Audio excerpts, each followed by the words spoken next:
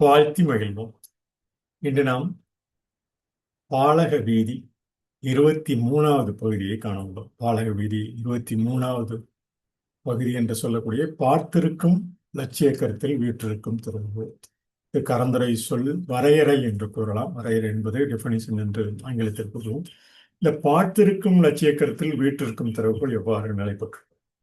ஒவ்வொரு ஆண்டும் ஒவ்வொரு ஆண்டு காலமாக மனிதர்கள் புரிந்து கொண்ட அந்த நிலை பார்த்து இருக்கும் லட்சிய கருத்து வீற்றிருக்கும் திறவுகோலாக நாம் இந்த அண்ட இயல் வானியல் இந்த புவியில் நாம் தோன்றி நமக்கு உண்டான கருத்தாக்கத்தில் நிலவிய பல்வேறு சொல்லாக்க துறைகளில் வணிகவியல் எண்ணியல் என்று தொடர்ந்து நாம் அந்த சொல்லாக்கத்தினை தமிழ் மொழியில் நிறைவு பெற்று வருகிறோம். அவ்வாறு நிறைவு பெறும் சொல்லில் இன்று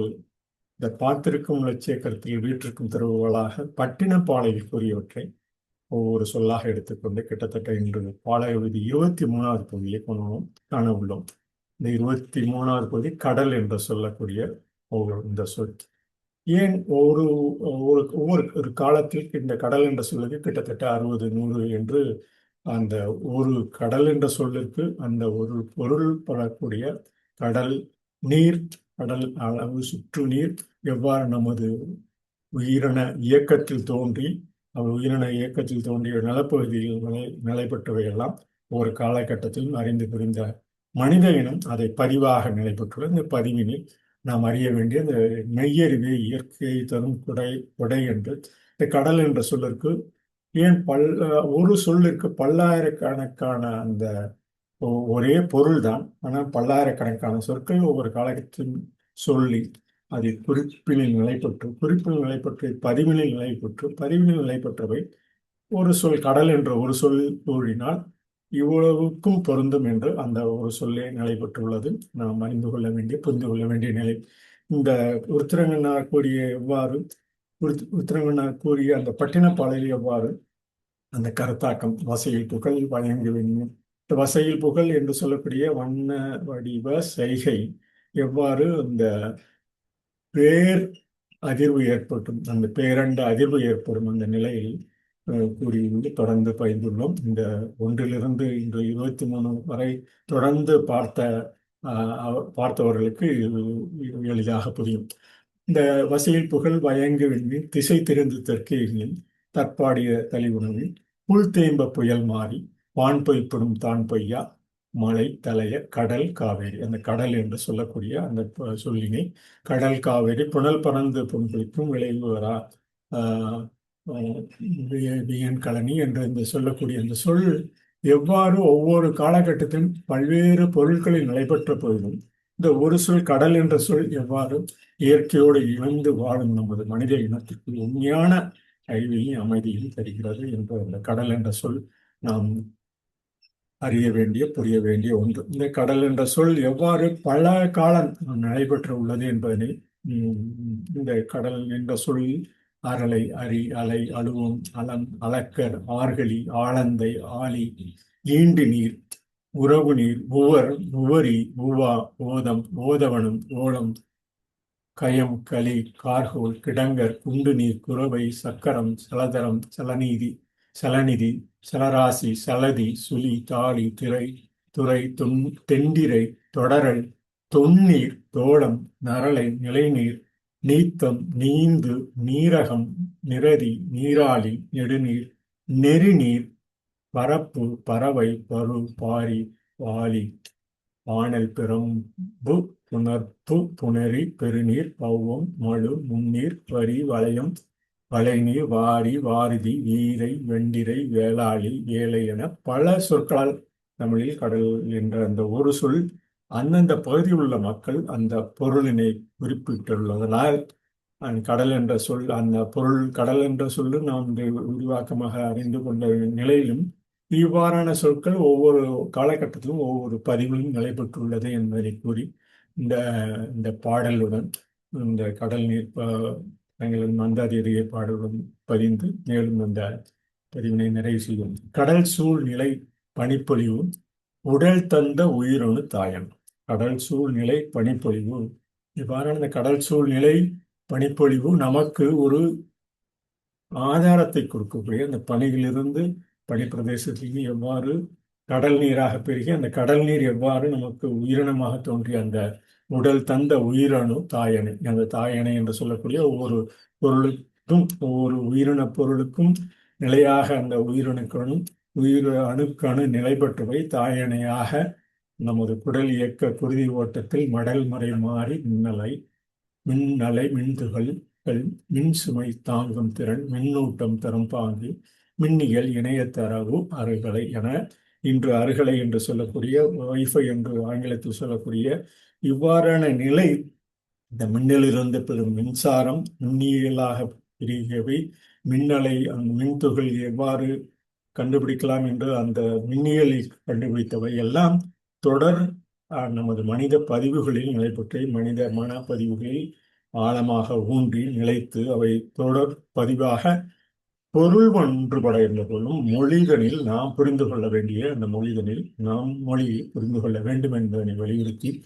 கடல் சூழ்நிலை பனிப்பொழிவு உடல் தந்த உயிரணு தாயணை தாயணை என்று சொல்லக்கூடிய பெரும்பாலான சொல்லக்கூடிய என்று டிஎன்ஏ என்ற அந்த ஒரு பொருள்தான் நமது உயிரணுவும் நிலை பெற்றதுக்கு உண்டான ஒவ்வொரு உயிருக்கும் நம் கருவிலிருந்து தோன்றிய அந்த கருவினை எவ்வாறு செயலாக்கமாக தாயணை ஆரணை தொடருடன் அந்த ஒவ்வொரு பகுதியாக விரிவாக்கம் பெற்று குடல் இயக்க குருதி ஓட்டம் மடல் முறை மாறி மின்னலை இவ்வாறு ஒவ்வொரு பகுதியாக மாறுகின்ற அந்த இரண்டு இயக்கமும் இந்த புவியில் நிலை பெற்ற போது மின்னலை மின்துகள்கள் மின்சுமை தாங்கும் திறன் அவை மின்சுமை தாங்கும் திறனாக நாம் ஒவ்வொரு காலகட்டத்திலும் மின்னூட்டம் தரும் பாங்கறிந்து அந்த மின்னியல் இணைய தரவு அருகலை வரை இன்று பரவி உள்ள அந்த நிலை அருகலை இணங்கிய மின்கம்பி இணக்கம் இவ்வாறு அருகலையாக வைஃபை என்று சொல்லக்கூடிய இந்த பல்வேறு நிகழ்வுகள் அருகலை இணங்கிய மின்கம்பி இணக்கம் அருகருகே உள்ள தொழில் தொடர்பு அருகருகே சென்று கம்பியில்லா நிலையிலும் பல்லாயிரக்கணக்கான இடங்களுக்கும் என்று சொல்லக்கூடிய அந்த அருகலை வைஃபை என்று சொல்லக்கூடிய அருகலை நமது அருகருகே உள்ள தொழில் தொடர்பு தருவது இணைப்பு இல்லாத இயக்கம் இது முன்பு இல்லாத இயக்கம் நம்ம அறிந்து புரிந்த அந்த கட்டத்தில் அறிந்து புரிந்த போதிலும் கடல் அலை மின்னலை இவ்வாறான மேகத்திலிருந்து வரும் மழை எல்லாம் ஒவ்வொரு காலகட்டத்திலும் பதிந்தவை புரிந்தவை பின்னர் பதிவில் ஏற்பட்டு நாம் கற்றலில் நிலைப்பட்டவை எல்லாம் தருவது இணைப்பு இல்லாத இயக்கம் இருக்கின்ற கதிரவ மின்னோட்ட மின்சாரம் இவ்வாறு இருக்கின்ற கதிரவ மின்னோட்ட மின்சாரமும் நம்ம கதிரவனிலிருந்து பெறக்கூடிய சூரியன் ஒளியிலிருந்து பெறக்கூடிய இருக்கின்ற கதிரவ மின்னோட்ட மின்சாரம் மின்னஞ்சல் மூல பரிமாண அளவு இந்த மின்னஞ்சல் மூல பரிமாண அளவு இன்று பல்வேறு அந்த கடித மடல் போக்குவரத்து இருந்த போதிலும் மின்னஞ்சல் மூல பரிமாண அளவும் தன் உள்ளே பெற்று எங்கும் பன்மடங்கு தூரம் பயணம் செய்யும் இன்று பல மடங்கு நாம் அனுப்பிய அந்த மின்னஞ்சல் பல்வேறு உலகெங்கும் செல்லக்கூடிய அந்த நிலையை நாம் இந்த தொன்னீர் என்று சொல்லக்கூடிய பரப்பு என்று சொல்லக்கூடிய பெருநீர் என்பர் என்று தொன்னீர் என்றும் கூறுவர் பரப்பு என்றும் கூறுவர் பெருநீர் என்பது கடல் நீர் இந்த தொன்மையான நீர் தொன்னீர் என்று தொன்மையான நீரை தொன்னீர் என்று அந்த காலத்தில் கூறியுள்ளனர் இந்த பெருநீர் என்று சொல்லக்கூடிய பெருநீர் கிட்டத்தட்ட 71 விழுக்காடு கொண்ட அந்த புவியில் நம் புவியில் பெருநீர் கொண்டவை 97 விழுக்காடு பெருநீர் என்று கடல் நீர் 97 விழுக்காடு என கூறி இந்த ஏற்கனவே கூறிய அந்த பதிவினை மீண்டும் தங்களிடம் வலியுறுத்தி இந்த கடல் என்ற சொல்லிற்கு பல்லாயிரக்கணக்கான ஆண்டுகளாக அண்டைகளில் பேரண்ட அதிர்வுகளில் நடைபெற்று இந்த உயிரணுக்கள் தோன்றி உயிரணுக்கள் பல்வேறு நிலைகளில் பனிப்பிரதேசம்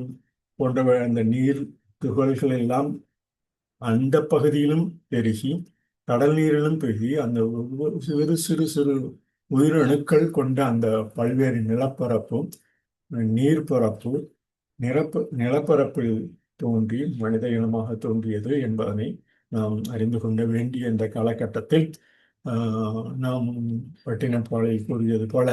இந்த மலைத்தலைய கடல் காவேரி புனல் பறந்து பொன்குளிச்சு இன்று விவசாயம் வரை அந்த புனல் பறந்து பொன்குளிக்கும் விளைவு கழனி என்ற அந்த பதிவினை நாம் மேலும் மேற்கொள்வோம் என கூறி அண்டவியல் அண்ட அண்ட அண்டுமிடம். அந்த அண்ட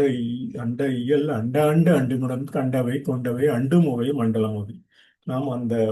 சின்ன சிறு சிறு பகுதியாக துகள்களாக இருந்த அந்த பேரண்ட அலைகள் கருநிறத்தில் இருந்து கர்மையில் இருந்து அந்த விழுக்காடு